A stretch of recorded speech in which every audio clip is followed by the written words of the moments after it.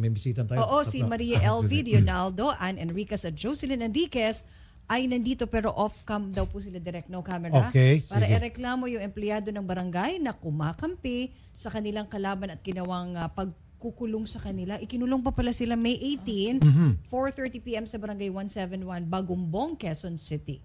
Magandang hapon po sa inyo. Magandang hapon. Huwag sabihin na yung pangalan. Okay, sige. Si nanay na magsalita. Opo. Sige po kayo, Nay. Ano pong sasabihin? Nakisuyo po yung mag-ina na sasama daw po ako sa kanila sa barangay upang hingi po kami ng duplicate ng CFA nung kalaban nila. Certificate to file action. Opo. Kasi po, nung pumunta po sila, na humingi po sila, hindi po sila binibigyan daw po kasi daw kailangan daw po ng request ng abogado. Bakit abogado mag-request? Hindi ho. Hindi nga po. Yung nagreklamo lang kailangan. Hindi naman korte yun. Hindi po kasi sila po, responded po sila, pinakulong po sila ng kalaban na wala pong kasalanan. Saan po sila kinulong? Sa Litre po. Tapos Sa inilipat barangay po. hall o sa police station? Sa police station po. Kinulong ho kayo? Opo. Na wala po silang kahiring-hiring po. Sino ang nagpakulong? Ang nagpakulong po sa amin, si Teresita Alva po. Tumawag ng pulis, dinampot kayo ng pulis at kinulong? Ganito po yun, sir. Anong kaso raw po, ma'am? Grave threat daw po. So, bakit po kayo dinampot ng pulis ng ganun-ganun na lang? Ganito po yun, sir. Ang una-una pong nangyari, kami po ang complainant. Kami po ang complainant dito kay Teresita Alba. Kasi po, lagi po nila kaming hinaharas. Gawa ng po. Sandali, ma'am, para mabilis tayo. Sino ang pulis ang nagkulong sa inyo? Ang una pong dinampot, ito pong anak ko Pero sino ang pulis? Anong pangalan? Okay, Carol, kapain nyo na agad si Villanueva, meaning tawagan nyo na agad si Villanueva. Huwag nyo na hintayin pang utusan ko kayo. Okay, ang arresting officer si Villanueva, anong rango first name? Sige naman, Odette and Carol, sige naman, please lang, parang awa nyo na. Ito, hintayin nyo pa akong utusan ko kayo. Villanueva, hanapin nyo na agad. Okay. Para mapabilis tayo, konting oras na lang po. So, kinulong kayo, dinampot kayo ni Villanueva, walang warrant. May warrant po. Galing sa korte? Opo. May warrant pala. Opo. Okay, kung may warrant, yung mikropono kung may warrant, Pero sir, meron ho talagang karapatan na damputin ho kayo. Opo, kasi ganito po yun, sir. Lumipat po kami ng bahay dahil po umiwas po kami sa gulo. Pero ma'am, sorry po. Opo. Kung meron pong warrant for your arrest, opo, hindi ho natin mababatikos o maki-question yung police bakit kayo na-aresto sapagkat may dokumento galing sa korte at inuutos yung pagka-aresto sa inyo. Wala po kasing paghihiring po sa barangay, sir eh. Yung complaint po nila. Maski na ma'am, pag yung may korte na mas mataas po sa barangayan, hindi na kailangan ng hearing sa barangay pag meron na pong order sa korte. Siguro ang malamang ho niyan, mali yung address na pinagdalhan or yung fiscal hindi na nakapagpadala ng ma'am, sandali lang po. In-explain ko po, marami akong alam tungkol sa korte. Nag-file po muna ng kaso inyo sa korte, sa piskalya, and then yung piskalya, baka pinadalan ho kayo ng sabpina para sumagot, ganun mo talang proseso.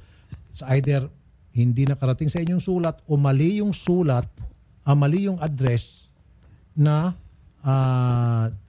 nakalagay doon. Opo. Kaya hindi nyo natanggap sa pina. Opo, iba pong ma'am, in-explain ko lang po, ma'am. Opo. Ngayon,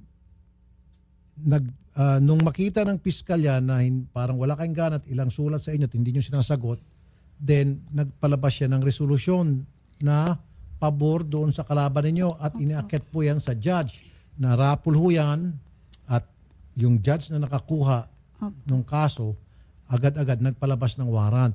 Opo. So hindi nyo po pwedeng sabihin sa judge, ngayon po, ito kahit na anong dak-dak natin, maghapon magdamag, judge, hindi namin natanggap Gagawin nyo po yan sa pamamagitan ng motion. Opo. Na hindi namin natanggap, pakinggan naman ho yan In fact, pwede maibalik yung kaso from the judge going back to the fiscal through DOJ. Kasi lumipat pala sila ng bahay. Opo, hindi po. Nakita po namin, nagpakuha po ako ng mga patawag at minutes po. Opo. Ibang bahay po, ibang pong address. Kaya nga po, hindi na ho kasalanan ng barangay. Wala na hong lampas na ho above di barangay na ito.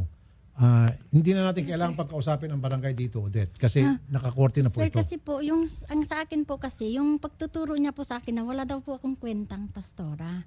Okay. Iba naman ho yun. Pero doon ho sa pagkaka-aresto Doon po, sa kanya, yun po, wala na po. ma'am, wala akong Yun sa kinalaman akin, yung barangay. opo. Sorry, ma'am. Yun sa akin po. Yung pagkaka-aresto sa kanya dahil may warrant of arrest, Opo. then labas ho ang barangay doon. Yes. Pero doon ho yung sabi sa inyo wala kayong kwenta pastor ng barangay, ibang usapan na ho yun. Yun Opo, pwede natin yung- talakayin. yun So po yun ang- po sa inyo yung pagkaka-aresto, kung gusto niyo po mag-file kayo ng motion, may abogado na ho ba kayo? Sa ngayon po, meron pong Christian na tumutulong po sa Yun, amin. sige po. Pwede. I-push natin na makapag-file kayo ng motion sapagkat hindi niyo po natanggap yung mga patawag sa PINA. Kaya natuluyan kayo. Pag nabasa naman ho ng judge yun, maintindihan naman ho niya. O kung dili kaya, ibalik niyo sa, dali niyo sa DOJ. Yun. Yung sa inyo, ma'am, sino nung sabi na wala kayong kwentang pastor? Yun po si Jam po.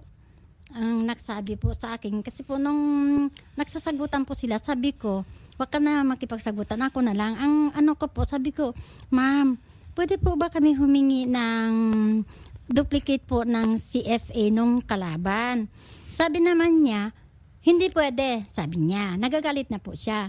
Kasi kailangan dito yung request ng abogado. Sabi niya ganon. Siyempre po, nakatwiran din kami kasi yung abogado po natutulong sa kanila. Sabi naman, karapatan nyo na humingi ng CFA nung kalaban nyo, kaya kayo na hindi nakulong kasi hindi nyo alam kung kayo pala nakademanda na. Sabing ganon. Yun po ang pinakatwiran ko doon sa Jam na clerk po ng Sige po. barangay. Miss Cristina Susano, Barangay Secretary. Magandang hapon po, Miss Christine. Miss Christine? Ma'am, sige po. Magandang hapon po. Ma'am, si Rafi Tulfo po to sa Radyo 5 sa Opo, Kasaksyon TV. sir, good afternoon. Opo. Unang-una, ma'am, hindi po totoo yung inyo pong sinabi na walang karapatan. Sandali lang, ma'am. Walang karapatan po ang sino man sa barangay na humingi ng kopya ng Certificate of File Action. Actually, sir, Public wala record naman- po yan. Public record yan. Yes po, wala kami karapatan na sabihin namin yun. Opo. Again, during the time na nagpunta po sila dito kahapon para mag-request, sir, syempre po, magpa-5 na po kasi yun. At kami po, bilang dito po sa barangay, alam niyo naman po ang rules and regulation na sana kahit pa paano, meron pong request muna bago humingi. Pero hindi na po naman kailangan, kasi agad-agad. pero ma'am, hindi na kailangan idaan sa abogado. Ba't So, kinakailangan hindi pa? naman po talaga. Di ba sa So, wala abogado? na- Sabi niya po, kailangan namin dito request ng abogado. Sabing ganon. So sinabi ko naman, sabi po kasi nung abogado na kinausap namin. Okay, ma'am, stop na para mapaiksi. So, ma'am, sinabi niyo raw na kailangan abogado nila ang mag-request ng CFA. Wag naman po nasabi nung staff. Hindi po na ganun sinabi niya po. Sinabi po niya, Sir, lingkod po ako ng Diyos. Ayaw ko po ng sinungaling. Sila po, membro ko po sila sa... Okay, Ano? so ma'am, narinig mo, siya po ay pastor, lingkod ng Diyos. So, wala hong dahilan para siya ay magawa-gawa ng istorya. Dinuro-duro niya po ako. Ikaw, pastora ka, wala kang kwenta. Bubutakin na kita, sabi niya po sa akin. Bobo ka, sabi niya. Wala kang kwentang, pastora ka pa naman, sabi niya sa akin. Sabi ko lang po sa kanya, okay, salamat po, sabi ko. Salamat po kung wala kong kwenta, sabi ko ganon. Pasensya na, sorry. Ganon lang po, sabi Sige, ko. Sorry, sorry. Pagsalita mo kanina pag gusto mo salita. Sige, ma'am. Sige po. Sige po. Si Jam po yung nilireklamo namin dito po eh.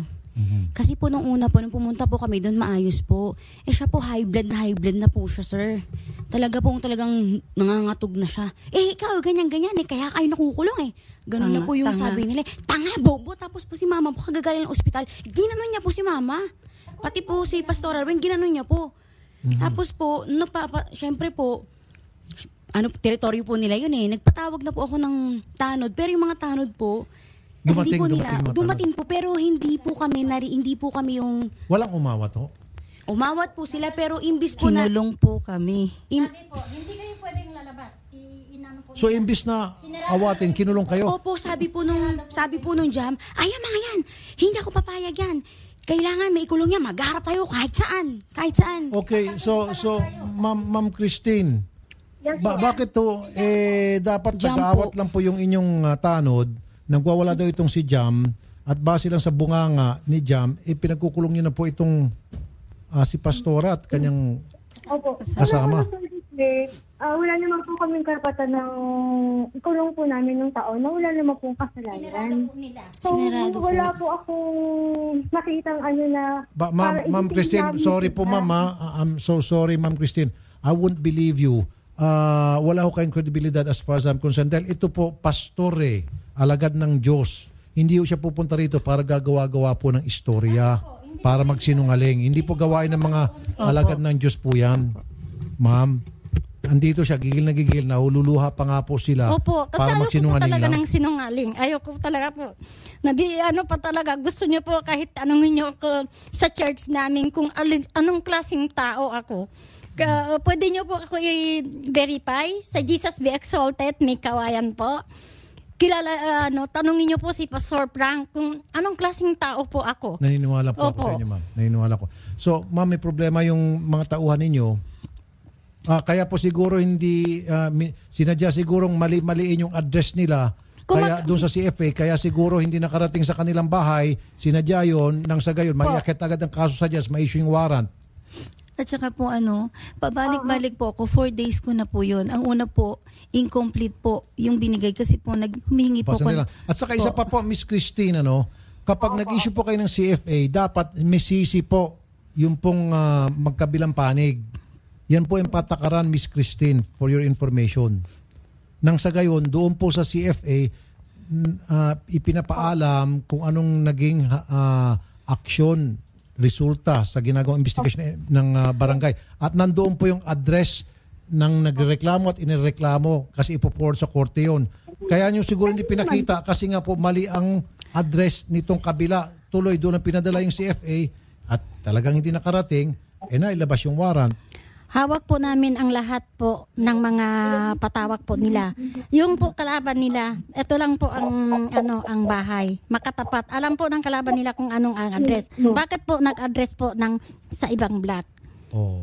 So, talaga po gusto nila. Alam nyo sir, ang nakita Teka ko po, muna. So alam ng barangay na yung address ninyo? nila po. So Ma'am Christine, kayo po ang barangay secretary. Di ba yung certificate to file action kayo pong nagta-type niyan? Opo. Okay. So nung magbigay kayo ng certificate to file action sa kalaban nila na gagamitin po sa court. Sir, Kasi wala naman po kasi sila din sa bahay. Hindi, sandali lamang po ma'am, na kayo ho ang magta-type na alam niyo yung gagamitin sa korte nung kalaban nila. Sana ma'am, bine-verify niyo yung address na magkabilang panig. Alam niyo naman po yung address nila, bakit to yung nakalagay doon na address, kayo pong nag-type, address na sa ibang lugar. Sir, may complaint sheet po kasi silang pinipill upan dyan. So, dyan po kami nag-base sa complaint sheet po. Hindi ma'am complain, hindi, kayo po ang sa barangay, dapat kayo po nagbe-verify yung address na magkabilang panig. Opo, tama naman po. Ganun naman po yung ginagawa namin, sir. Dala po namin. Sige, ano pong nilagay nyo? Hindi ma'am ang pinagbasihan yung address nitong yung itong nandito Yung sa amin po nandun ngayon, nasa back kung na ano po. po yung sinabi ng complainant nila. Ma'am. Sir, hindi po. Kasi po nung una, sir, nakaka-attend po sila. Kahit ipakita ko po sa inyo, kung gusto niyo pong makita niyo pa po yung mga attendance nila. Yung demanda po nila. Yung- Paano po masasabi po na may mga docs po kami na may attendance po sila. Ang nakanote lang na walang tao sa Yung bahay. isa, Nung time po na kami po ang nagko-complain. Pero po nung nagano po sila, counter-complain na po, hindi po kami nakaka-attend. Sige, wala na po tayong time. Ganito na lamang ho Sir, may hahabol pa wala ako. na po ma'am. Sorry, 4 o'clock na kasi si Nanay Christy baka magkarito. Ganun na lamang. Miss Christine. Sir, papuntahin na lang sila dito Sige. para to talk to them, para papaliwanagan Sige, namin. off-air, pag-usapan naman natin. Sige po, wala na po time. Salamat po Ma'am Christine. Magandang hapon po Ma'am Christine Susano. Thank you. Ma'am, sorry po. Si Nanay Christy kanina pa nagkantay. Baka mabalik sa amin. Sige, pag-usapan natin off-air na lang po. Be sure to come back. Use 5 everywhere. Copyright 2016.